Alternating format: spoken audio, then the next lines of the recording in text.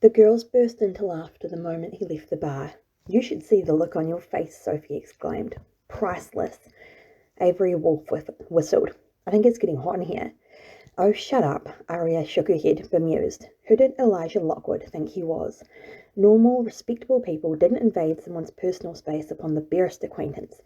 They didn't make fun of said stranger's poor pool-playing ability, and they certainly didn't make her feel things she had no business feeling. Hot, fluttery things. It wasn't right.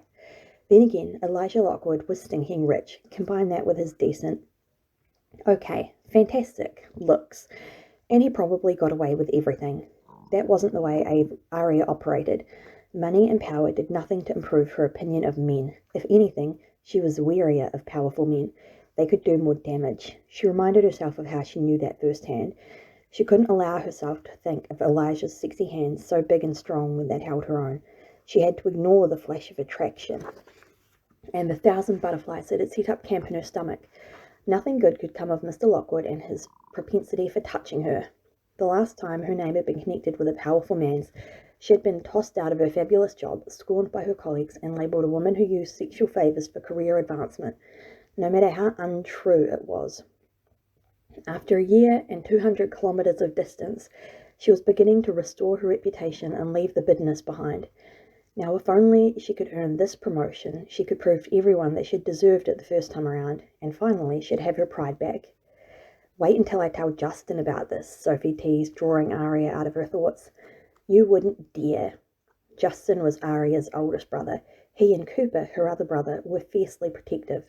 Justin because he'd had his own heart broken, and Cooper because he was afraid that a man like himself, a playboy of the First Order, might misuse his baby sister. Her brothers were one of the reasons Aria really dated. The other reason was she couldn't bring herself to trust a man. Not yet. She hadn't slept with Wilson Jones, but his unwanted advances and the horrific consequences had tainted her view of men. Since then she hadn't met anyone for whom it seemed worth risking her heart and braving her brother's interference. Dating had been much easier before Wilson Jones and before she'd moved home. Everyone in Itirangi watched her so closely. They did it out of love, but it was exhausting. Aria adored her brothers. She did, but they could be a goddamn nuisance. "Really, Soph," she said, "a man looks at me sideways and you're ready to run to my brothers? This is how rumours start." The words came out harsh when she meant them to be teasing, but she couldn't help it. Men were a touchy subject. Sophie winced, avoiding eye contact in the way Aria had become used to when someone was uncomfortable around her. "Calm down, Ree," Avery said. "Sophie didn't mean it that way." Sophie nodded, obviously hurt. "You know, I think you should get back on the horse. I'd never start a rumour or mess with your love life." "Sorry, Soph." Aria felt silly for overreacting. "You hit a nerve, I guess." "I guess so." Sophie's forehead creased down the middle. "I should have thought before I spoke." "It's not your fault." Aria looked away and picked up the pool cue, ready to pretend that Elijah Lockwood had never entered the bar and this conversation had never happened. After a moment, her friends followed suit. The man they'd asked to join them was long gone, and Aria didn't blame him. Each Saturday, Aria liked to spend a couple of hours coming up with ideas for articles she could write the following Sunday to be published in Monday's paper. This Saturday was no exception. The application Elijah Lockwood had submitted to the council for a permit to construct a shopping complex and motel made fascinating Saturday night reading. On Sunday morning, she wrote an article outlining the main details of the project and created a side-by-side comparison of the current site and the concept plan drawn up by the architect. It would be a beautiful building, made of creamy stone with big windows, but it wasn't right for Itirangi. Too modern, too big, too sophisticated. Their town was a backwater, and that was part of its appeal. Time moved more slowly here. People floated across the lake in kayaks and dinghies, no powerboats allowed, or they read books on the lakeshore during the summer. In the winter, snow bleached the hills and mountains, and when ski season began, everyone wrapped up in jackets and scarves.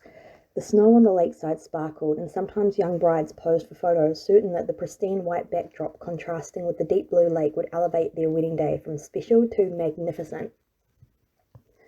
Aria's research revealed that Mr. Lockwood had somehow managed to acquire an old villa near the centre of town. Quite a feat in the midst of tourist season. No doubt one of the perks of being obscenely wealthy.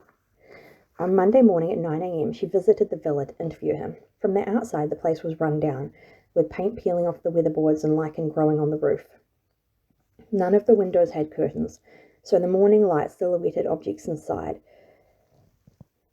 The garden was growing wild, and ivy covered one outside wall. She wondered idly if the poor state of the house was the reason he'd be able to get access to it on such short notice. Usually, accommodation in Itirangi was booked out months in advance, and each time a house came up for sale, a bidding war ensued. As she hesitated on the doorstep, she shivered from the unseasonal chill in the air. 2 minutes passed, and no one answered her knock, so she decided to try the door handle. It was unlocked. Should she go in? If she did, would she regret it later? Probably. Did she care? No, she needed this story. She wasn't afraid to tiptoe along the boundary of right and wrong to achieve it.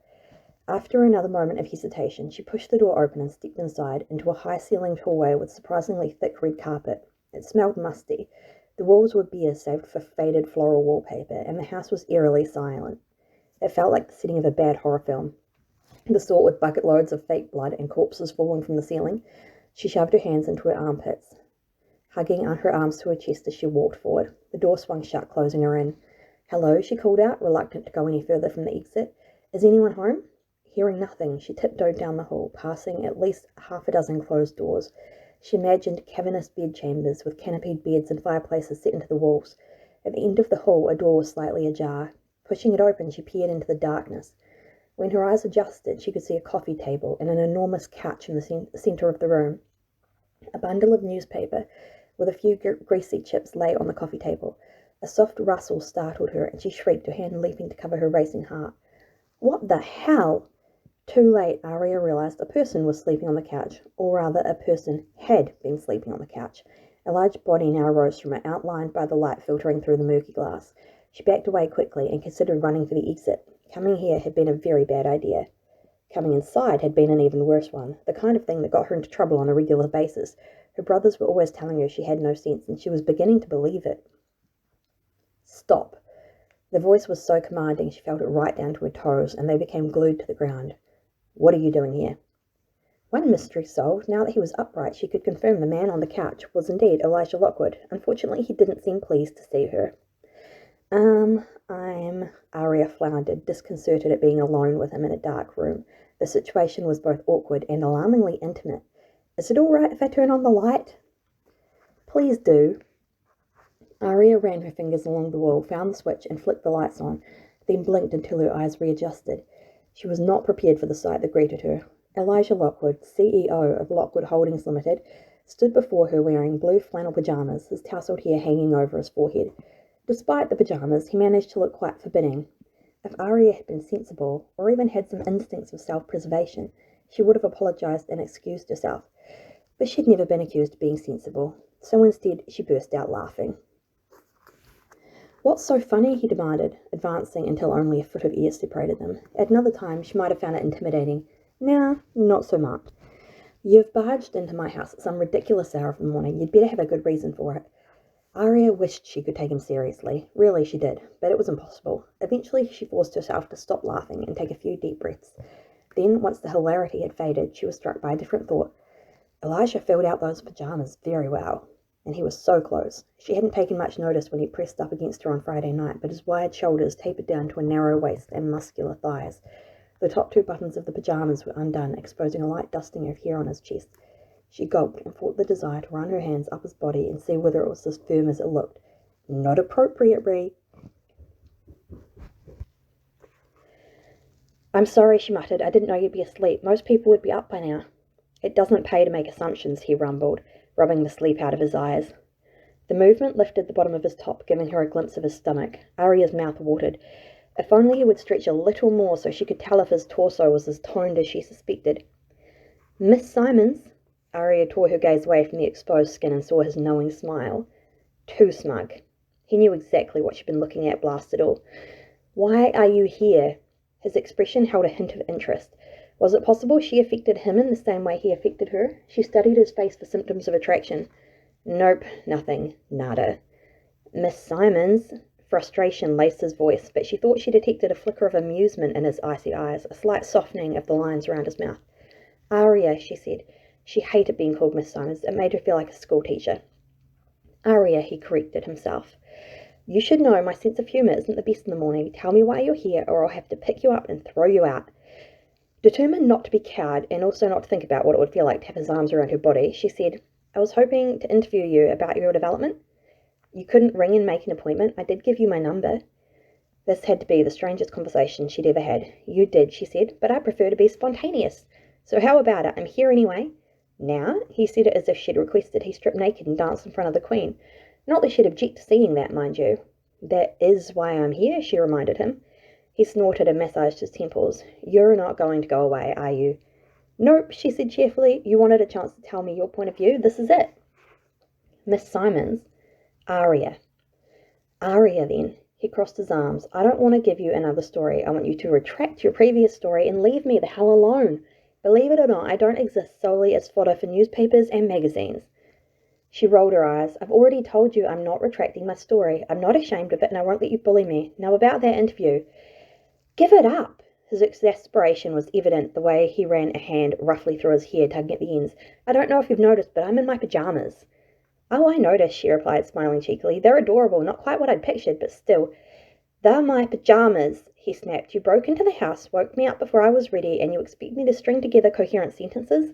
Give me a moment to catch up, woman, and for God's sakes, give me a chance to get dressed. This wasn't going the way Aria had imagined. She wasn't sure whether to press her advantage while he was off his game, or bow out gracefully. Clearly, he required more patience than she had anticipated, but she resolved to put him in a better mood so she could get the most out of him. How about I make breakfast while you have a shower, she suggested. Everyone felt better after a refreshing shower in the morning, even cranky businessmen. Elijah sighed and ran that hand through his hair again. Fine, he agreed. Give me 10 minutes.